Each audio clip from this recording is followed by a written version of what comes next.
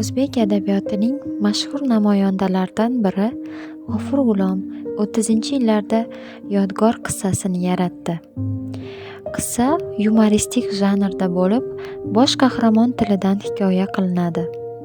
Hazil mutoyiba va ertaknamo yo'sinda yozilgan bu asar zamirida g'amgin hikoya, fojiali taqdir bor. G'afur G'ulom jahon adabiyotida hozirgi vaqtlarda keng qo'llanilayotgan tasvir usulini o'sha vaqtdayoq ishga sola olgan. Ya'ni biror sodir bo'lgan voqeaga odamlarning munosabatini ko'rsatish, ularni sinov chig'irig'idan o'tkazish orqali aslida kimligini, ruhiy olamini, ma'naviyatini ochib berish usulini qo'llagan. Yodgor ramziy nom. Uning hayoti va xatti-harakatini ko'rsatish yozuvchining bosh maqsadi ham emas. Asarda insoniy munosabatlar va qahramonlar ma'naviy, ruhiy olamini ko'rsatishda, xarakterlar rivojini ta'minlashda mazkur vosita muhim rol o'ynaydi.